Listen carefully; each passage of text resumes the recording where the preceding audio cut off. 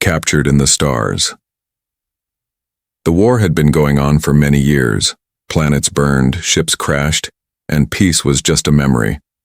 In the middle of all this chaos, a highborn alien girl named Elra Valeran was taken as a prisoner. Elra was not just any alien. She was a princess.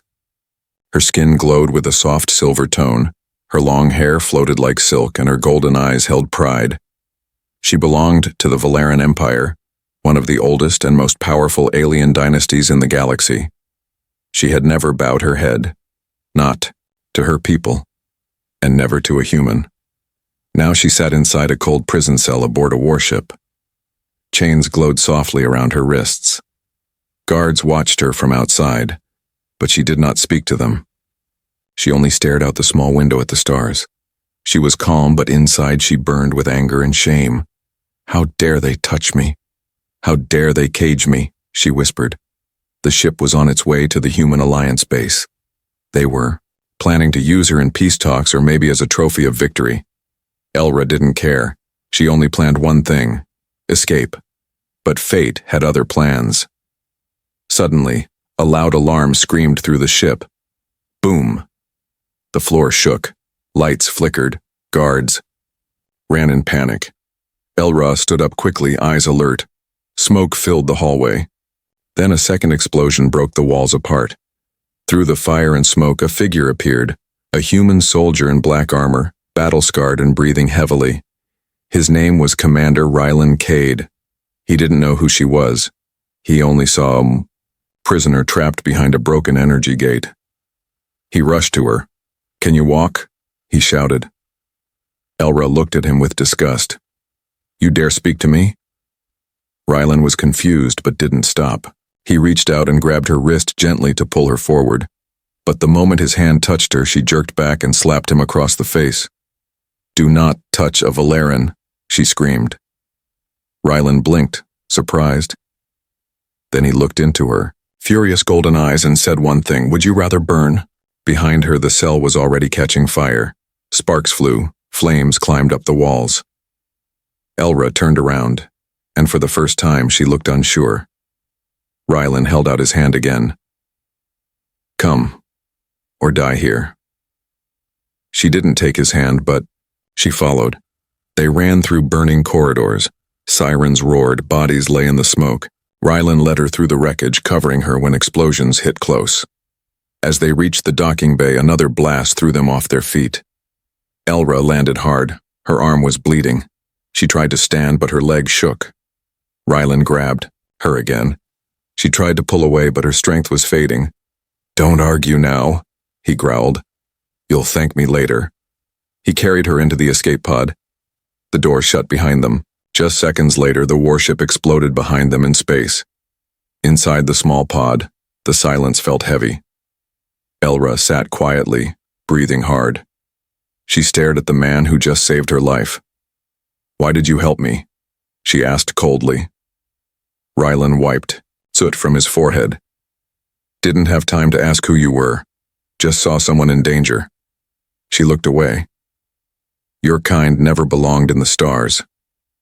And your kind never says thank you," he replied. The pod moved silently through space. The screen showed stars passing by. Elra sat with her arms crossed. Her pride was wounded more than her body. But deep down, a strange thought entered her mind. Why did that human look into my eyes like I mattered? She closed her eyes, angry at herself for thinking it. He touched her without permission. But he also saved her life. The reluctant escape. The escape pod shook violently as it entered the atmosphere of an unknown planet. Smoke rose from its engine and sparks danced across the control screen.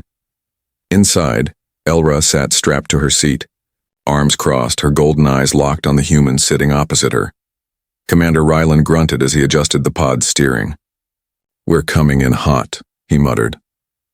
"I suggest you don't miss the ground," Elra replied coldly.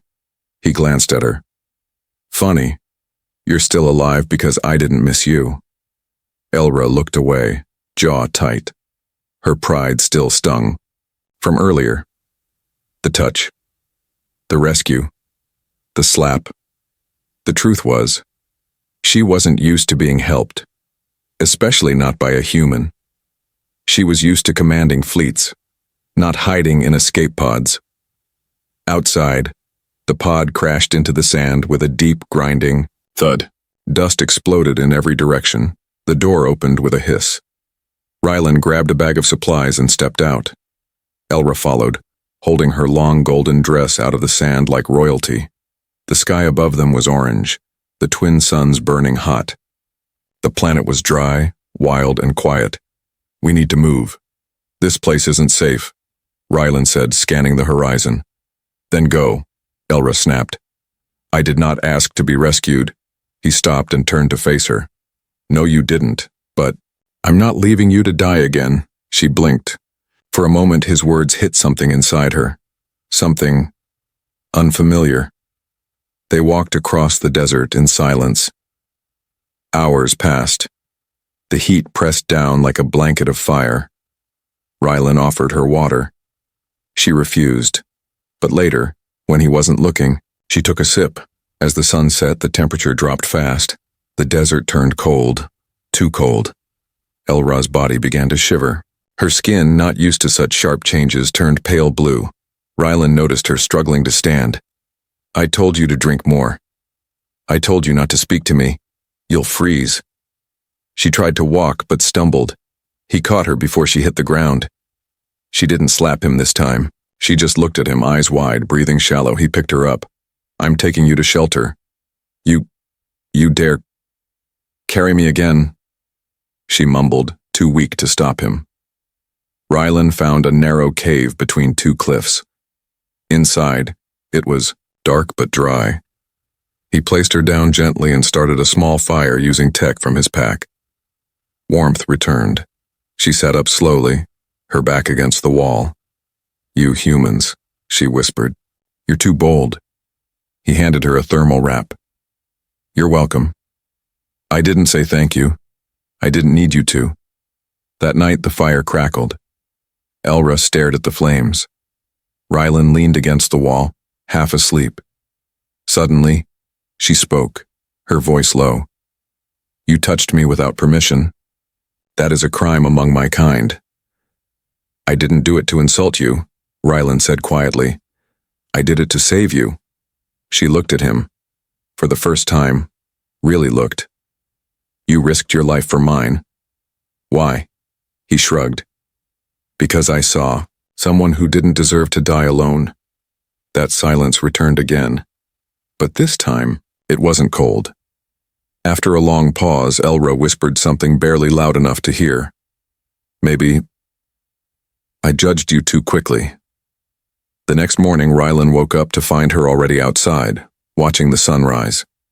Her hair moved gently with the wind, her face calm. He stood beside her. "You feeling better?" he asked. She nodded. "The cold is gone, but something else remains." "What's that?" She turned toward him, eyes softer now. "Confusion." He smirked. "Welcome to being human." She didn't smile, but she didn't argue either. In the distance, a faint sound echoed, alien ships flying low. They were being hunted. Rylan grabbed his weapon. "We need to keep moving." Elra stepped forward. "Then let's go. Together. Pride and protocol." The desert was long behind them now. After 2 days of travel, 3 close calls with enemy patrols, and a silent moment where they almost held hands beneath the stars, Elra and Commander Rylan arrived at Outpost Helix 7, one of the furthest human military bases on the edge of known space. The guards at the gate raised their rifles when they saw them approach, especially when they saw her. "Commander Rylan, report," one barked. "She's with me," Rylan said, firmly. "She's not a threat." "She's Valeran," the other whispered, "a highborn alien." "Yeah," Rylan replied. "She's also the reason I'm alive right now." Elra didn't flinch under their stares. She stood tall, chin lifted, eyes sharp. But inside she felt it. The difference, the looks, the walls, the quiet judgment. They entered the base. Humans stopped talking. They stared. Some stepped back. Others whispered. "She's one of them." What's she doing here? Royal spy? Elra ignored it. She was used to fear. But this was different. It wasn't fear of her power. It was fear of her kind. Inside the command room, a tall woman in a dark uniform stepped forward. Her face was sharp, her voice sharper. Commander Rylan, what is this? Rylan stood at attention. This is Elra Valarin. She's the daughter of... I know who she is, the woman snapped. What I want to know is why you brought her here. She was a prisoner. I rescued her. She's royalty. She's also injured, exhausted, and no longer an enemy. The woman looked Elra over from head to toe, then said coldly, She doesn't belong here. That was the moment Elra spoke. I could say the same about your people in our galaxies, she said, but here we are. The room went silent. For once, it wasn't pride that drove her words. It was weariness. They placed her in a clean room, but not luxurious. No guards, but definitely no welcome. A medical drone scanned her quietly. She didn't thank it. She didn't complain either. She sat on the edge of the bed, her hands resting on her lap, staring at the door. Moments later, Rylan stepped inside with a bowl of food.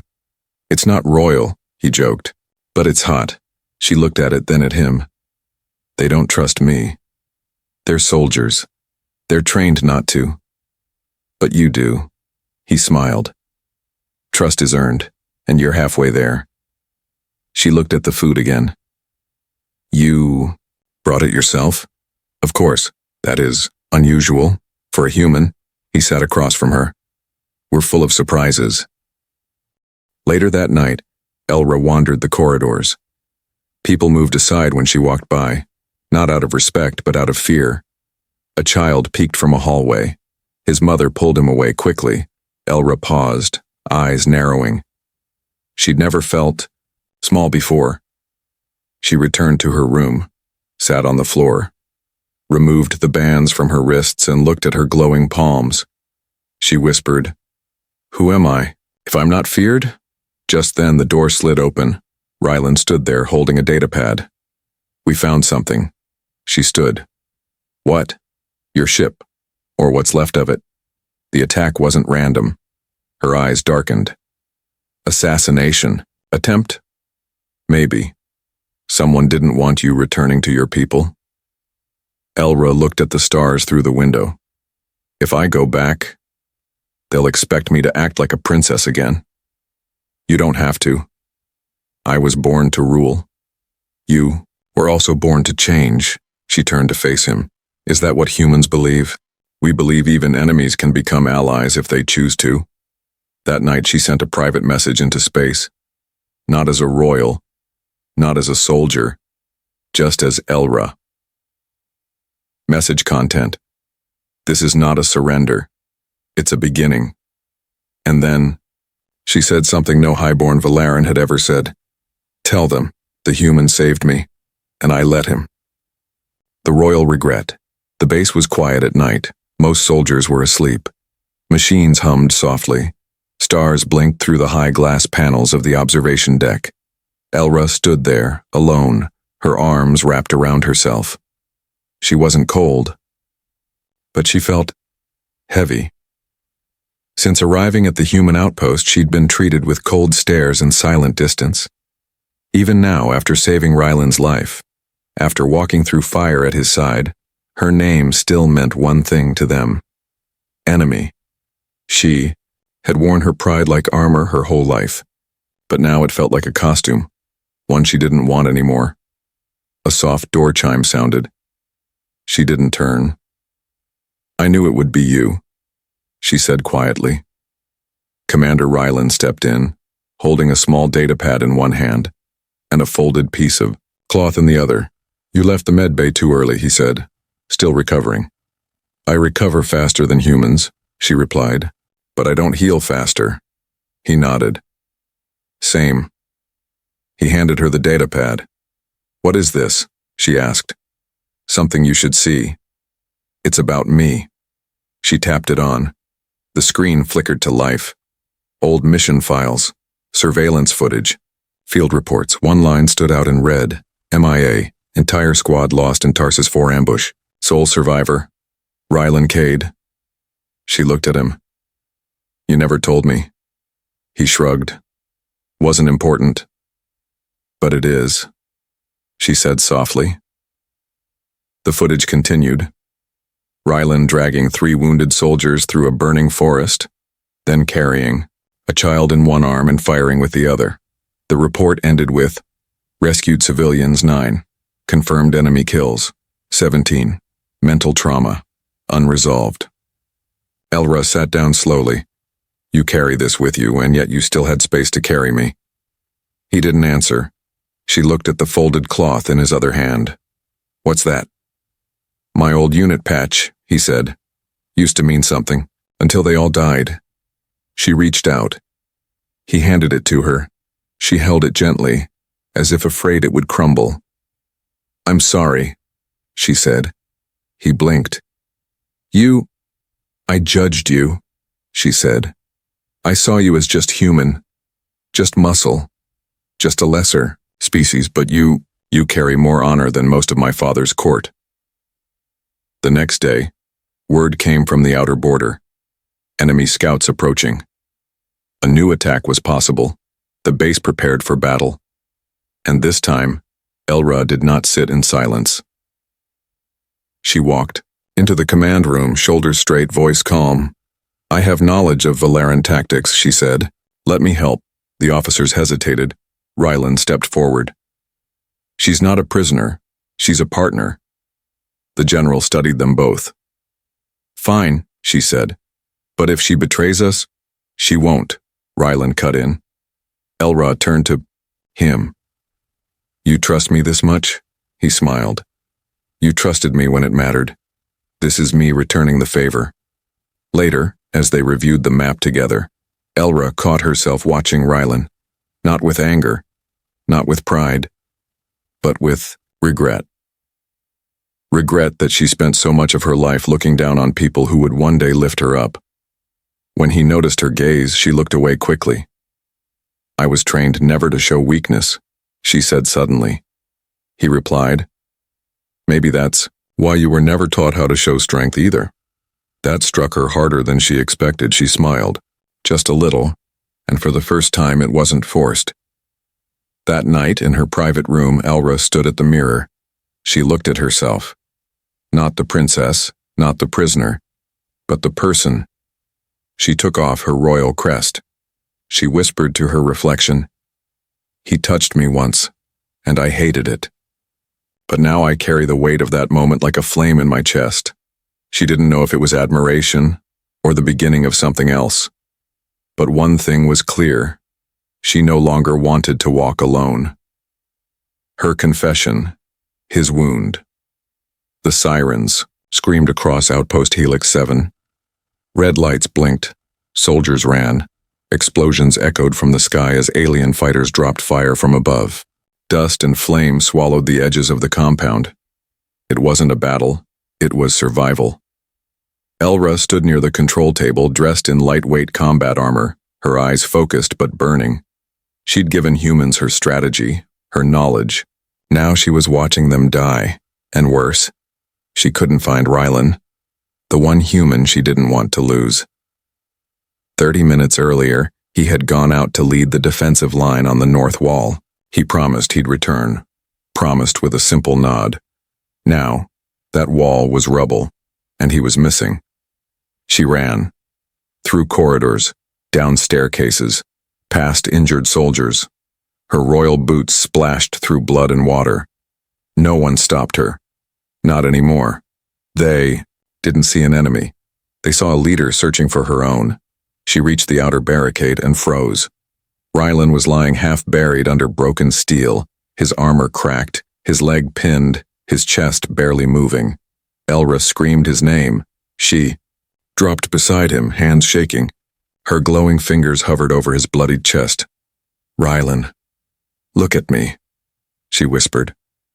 Please. He blinked. You finally used my name. Tears filled her golden eyes.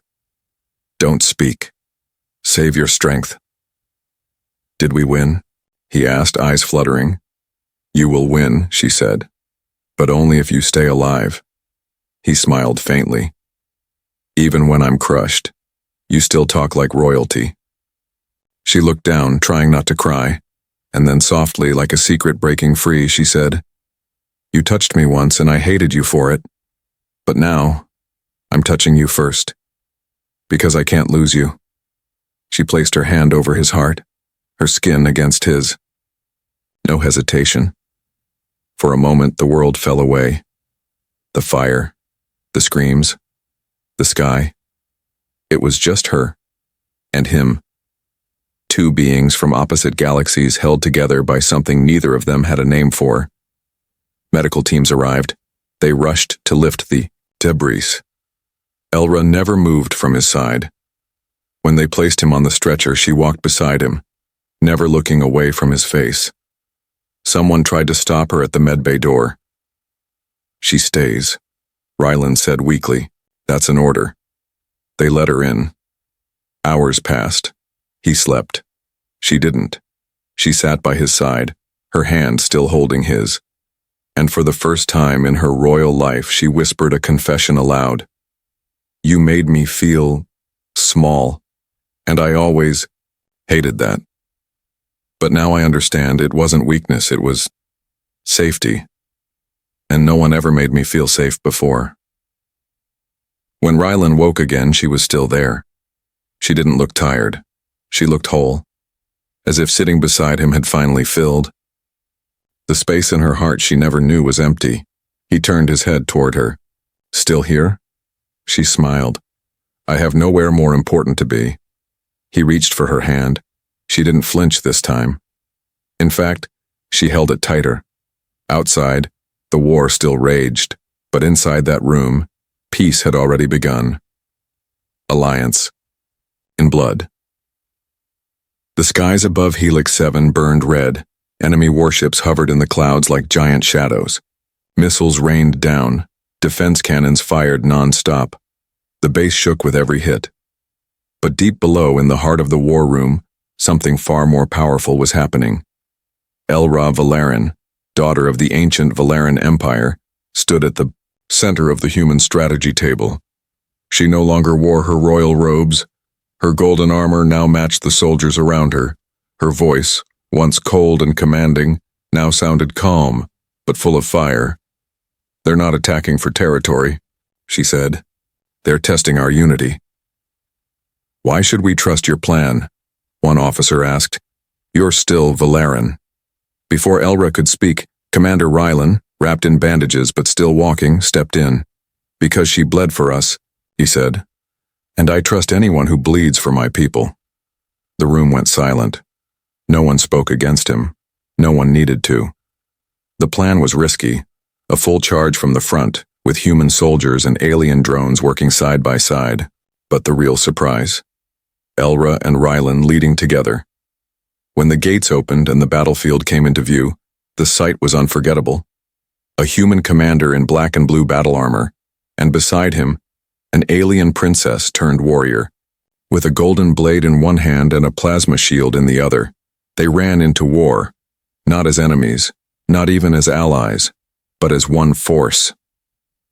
Gunfire echoed. Explosions lit the sky. Elra moved like lightning, her energy shield blocking shots with grace. Rylan covered her blind spots, his rifle never missing. At one point, she tripped on debris. A plasma round flew toward her heart. Rylan dived in front of her. The shot hit his shoulder. He screamed, fell and rolled. But when he stood up again, still bleeding, he laughed. I told you I'm hard to kill. She looked at him, shaking her head, both proud and terrified. You're a fool. He smiled. Your fool. They reached the enemy's command tower. Side by side, they fought their way up the stairs, slicing and blasting their way through soldiers from both of their worlds. Finally, they reached the top, and there he stood, General Scarvol, the warlord who ordered Elra's capture, the one who hoped to destroy unity before it ever began. He smirked at the sight of them together. The royal girl and her pet human, he growled. How touching. You should have killed me when you had the chance, Elra said, raising her blade. No, Rylan said, stepping beside her. That's my line. And together, they struck. The fight didn't last long, but the message echoed across every open channel in the system. Not a broadcast, not a speech, just one image. A highborn alien girl, her armor stained with blood, holding the hand of a human soldier standing in front of a fallen warlord. Back at the base, soldiers, human and alien, cheered together for the first time. Some cried. Others just stood in stunned silence. Two warriors from two opposite worlds had done the impossible. They had fought together, and won. Later that night, as the fires cooled, Elra stood in the courtyard. She looked up at the stars. They'll talk about this day forever, she said quietly. Rylan stepped beside her. Let them talk. I'll just remember your face when you blocked that grenade. She smiled. I didn't do it for the war. I know. They didn't need to say more. Their silence was full of meaning. And in that silence, something sacred was born. Not peace. Not yet. But hope. And that was enough. Touched by honor, the war was over, not by surrender, not by peace treaty, but by a moment that rewrote everything. One human, one alien, one choice to stand together. 3 days had passed since Commander Rylan and Princess Elra stood over the fallen warlord's body. News of their alliance had spread across systems like a wildfire, on every broadcast across every fleet, and in every secret room of the Valeran Empire. The question echoed, why did she fight beside a human? Now, Elra stood on the platform of the Imperial Hall, her homeworld beneath her feet for the first time since her capture. But she didn't feel like the same girl who left. Her hair was tied back in a warrior's braid. Her royal crest was gone.